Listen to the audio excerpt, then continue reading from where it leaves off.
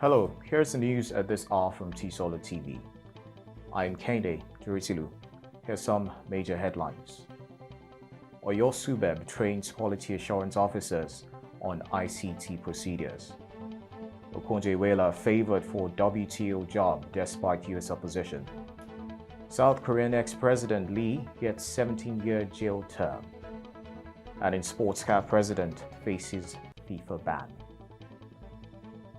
The news and details. The Oyo State Universal Basic Education Board said it is preparing its quality assurance officers on ways to improve learning and to meet with global best practices.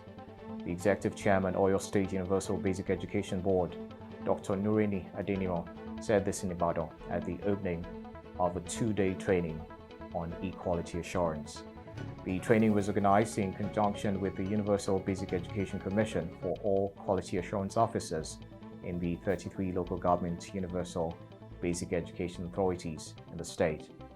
Facilitated by the National Space Research and Development Agency, Dr. Adeniran said the training would help develop new quality assurance strategies and procedures to improve the quality of learning in basic schools across Oyo State.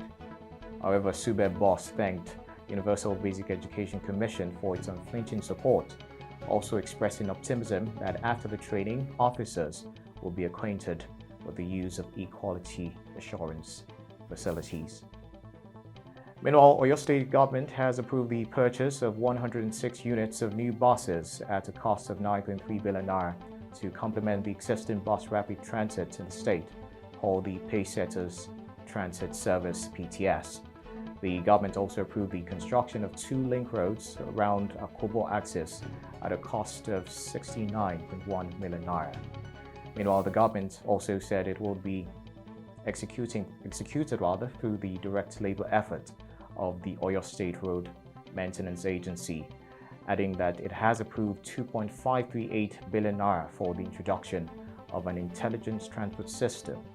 However, the approvals is said to have formed part of decisions reached during the Executive Council meeting at the Executive Chamber of the Governor's Office, Agodi Secretariat, Ibadan.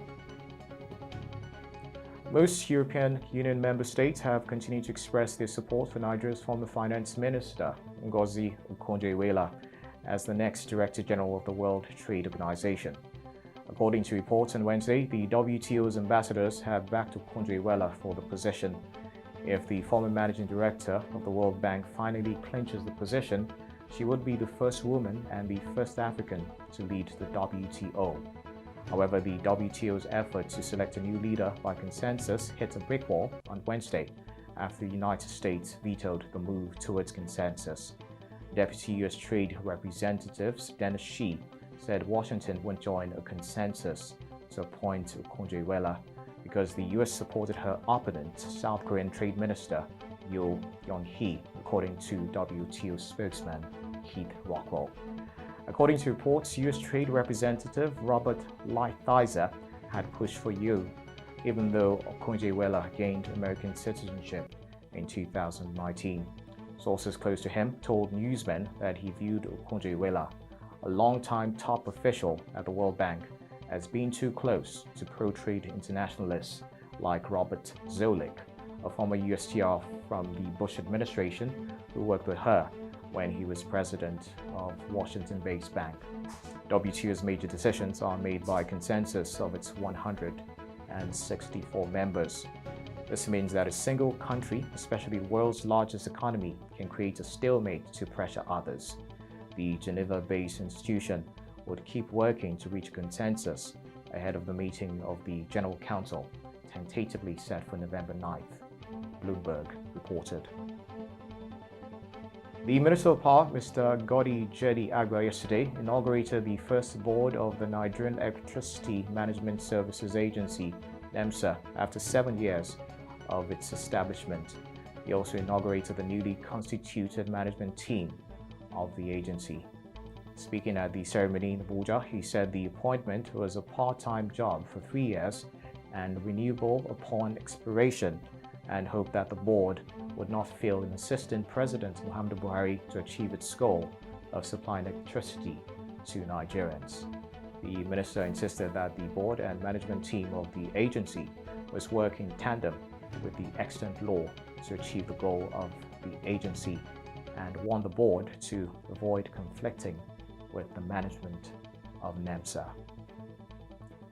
The news on Tstv will be back right after this.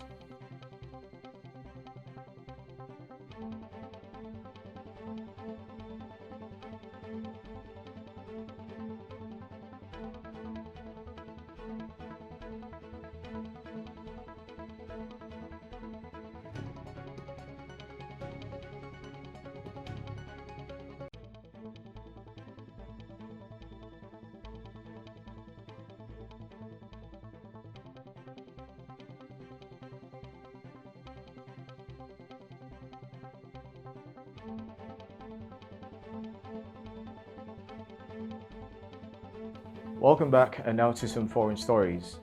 Former South Korean President Lee Yong-bak was ordered back to prison today as the country's Supreme Court upheld a 17-year jail term for bribery and embezzlement offenses. The conservative Lee, who served as president from 2008 to 2013, had been out on bail awaiting the ruling and was not in court for the decision, but police were seen at his Seoul home to take him away, according to reports. The ruling is not subject to further appeal, and at age 78 means Lee is likely to die in prison unless he receives a presidential pardon. Lee said to be the first convicted of embezzlement and accepting bribes in late 2018 and jailed. An appeals court later increased his sentence to 17 years but granted him bail, pending a further appeal to the nation's highest court. The Supreme Court, however, on Thursday upheld his conviction for embezzling 25.2 billion won and accepting bribes totaling 9.5 billion won, as well as the 17-year sentence, while he's also subject to a 13 billion won fine and must forfeit assets of 5.2 billion won. Senegalese President Macky Sall has dissolved his government, according to a statement from the presidency, adding that President Sall has signed 4 decrees to that effect. No reason was given for the move or when the new cabinet is likely to be formed. The dissolved government had 32 ministers and 3 state secretaries. President Sall won a second term of 5 years in March 2019, but opponents accuse him of preventing some of his main rivals from running. In sports, the Confederation of African Football (CAF) President Ahmed has been found to have breached various codes of ethics. The FIFA Vice President from Madagascar, who announced yesterday, said his intention is to go for a second term in office when CAF elections take place next March. According to reports that leaked in February, CAF has been accused of mismanaging up to $20 million in an audit sanctioned by FIFA. Ahmed is, however, said to be subjected to an investigation probing his role in the award of a tender for the supply of sportswear equipment for the 2017 Africa Cup of Nations, which he denied. However, the next step is for the adjudicatory chamber to hand out its sentencing, which will rather possibly happen by the end of November. Any ban is likely to rule out Mr. Ahmed's chances of standing for re-election, given he would have to pass an eligibility test to resume his place on the FIFA Council. So in sports, Barcelona have provided the best response to the turmoil off the pitch by convincingly beating Juventus in the Champions League.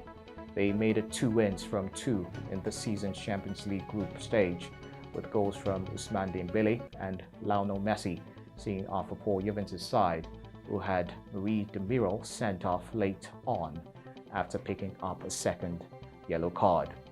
Dembele opened the scoring when his deflected shot looped over Wojciech Szczesny in the Juventus goal, while Messi then wrapped up the win in stoppage time when he coolly converted a penalty after substitute Ansu Fati had been fouled. However, Ronaldo was left out of the squad after having another test for COVID-19 earlier this week, with the Portugal international self-isolating since a positive test on the 13th of October. With that, we've come to the end of the news. A recap of the headlines. Oyo SUBEB trains quality assurance officers on ICT procedures. OKONJO-IWEALA favored for WTO job despite US opposition. South Korean ex-President Lee gets 17-year jail term. And in sports, car president faces FIFA ban. Please do not forget to always adhere to COVID-19 safety measures. The news was compiled by Hope Chijioke. I'm Kende Duritidu. Good day, and thanks for watching.